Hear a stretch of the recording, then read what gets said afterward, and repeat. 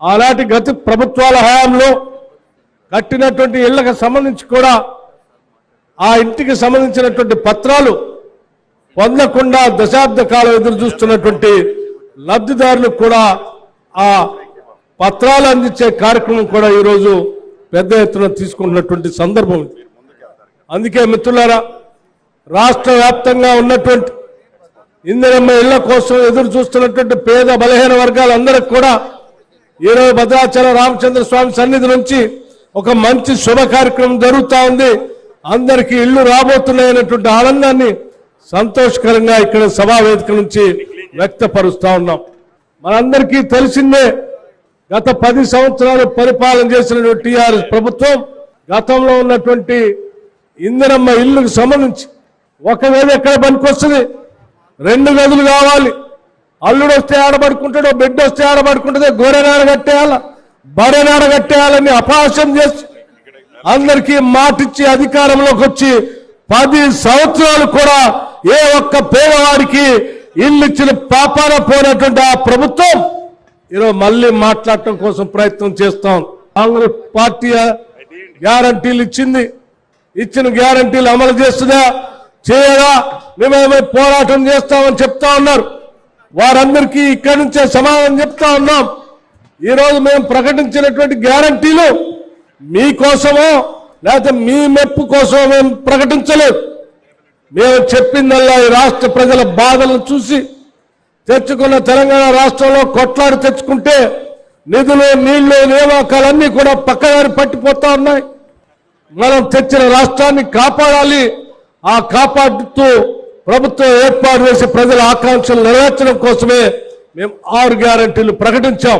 కాంగ్రెస్ ఇచ్చినటువంటి ప్రతి గ్యారంటీని మరి ఆచరణలో తీసుకురావడం కోసం, ఆ యొక్క అద్భుతమైనటువంటి ఫలాలు పేదలకు అందించడం కోసం ఫస్ట్ తీసుకున్నటువంటి నిర్ణయం ఉచితంగా మహిళలకు అందరికీ బస్సు ప్రయాణం. ఆ బస్సు ప్రయాణం మూలంగా ప్రతి ఇంట్లో మహిళ తన అవసరాలను తీర్చుకోవడం కోసం గతంలో టీఆర్ఎస్ ప్రభుత్వం పేదలెక్కే బస్సుల మీద విపరీతంగా రేట్లు పెంచింది.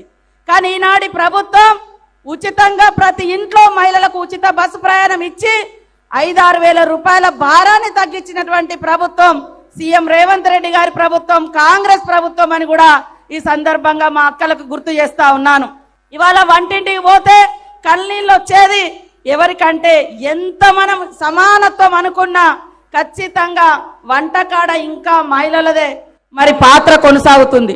ఆ యొక్క బాధను అర్థం చేసుకున్నటువంటి సోనియమ్మ ప్రభుత్వం, ఇందిరమ్మ రాజ్యంలో మరి సీఎం రేవంత్ రెడ్డి గారు మహిళల యొక్క కన్నీళ్లు తుడవాలని 500కే గ్యాస్ సిలిండర్ ఇవ్వబోతున్నాము, ఆల్రెడీ ప్రకటించినాం.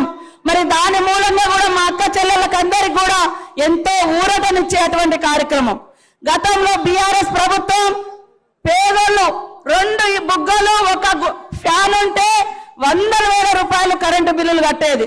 కానీ ఈరోజు 200 యూనిట్ల కరెంటు తోటి మీకు అందరికి దాదాపుగా ఉచితంగా కరెంట్ వస్తుందా లేదా, 0 బిల్ వస్తుంది, కరెంటు భారం ఉండదు. ధనిక తెలంగాణ రాష్ట్రాన్ని 7 లక్షల కోట్లు అప్పులు చేసి ఆ అప్పుల భారాన్ని మనమెత్తిన ఈనాడు పెట్టిన ఆ ప్రభుత్వుడు చిట్ట చివరికి ఆ రాముల వారికి ఇస్తున్న 100 కోట్లు కూడా ఇవ్వలేని గొప్ప చరిత్రున్న మాజీ ముఖ్యమంత్రి కల్వకుంట్ల చంద్రశేఖరరావు గారని మీకు చెప్పక తప్పదు. ఈనాడు ఈ గడిచిన 3 నెలలలో చిత్తశుద్ధితో ఈ ప్రభుత్వం ఎలా పనిచేస్తుందో మీకు తెలియంది కాదు. ఇంతకు ముందు మా సహచర మంత్రులందరూ చెప్పారు.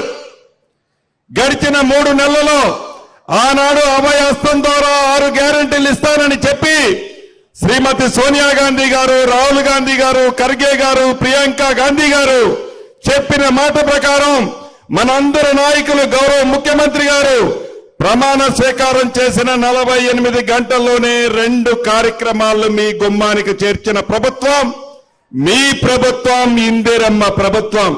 భద్రాద్రి చరిత్ర ఆ రాముని దయ వల్ల నాకు అనేక సంవత్సరాలుగా అనుబంధం ఉంది. అన్ని మండలాల్లో, అన్ని గ్రామాల్లో ఏదో ఒక కార్యక్రమాన్ని చేసేటటువంటి భాగ్యం ఆ శ్రీరామచంద్రుడు నా జీవితంలో కల్పించారు. తద్వారా ఈ భద్రాద్రి నియోజకవర్గంలో అన్ని మారుమూల ప్రాంతాలకి రహదారి సౌకర్యంతో పాటు విద్యా సౌకర్యంతో పాటు వైద్య సౌకర్యాలతో పాటు సాగునీటి సౌకర్యాల కోసం రూపకల్పన చేశాం. ఇంకా 1-2 పెండింగ్ లో ఉన్నాయి.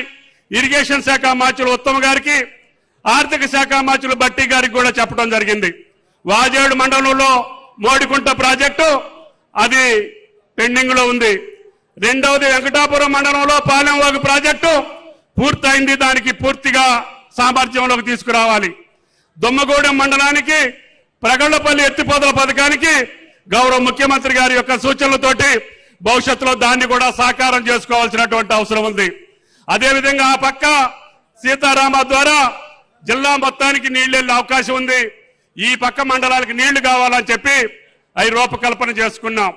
తద్వారా కరకట్ట కూడా ఆనాడు నిర్మించినటువంటి కరకట్ట ఇంకా సుభాష్ నగర్ దగ్గర కొంచెం పెండింగ్ ఉంది. దాన్ని కూడా పూర్తి చేసి భట్టి గారు ఉత్తమ్ గారికి చెప్పడం జరిగింది.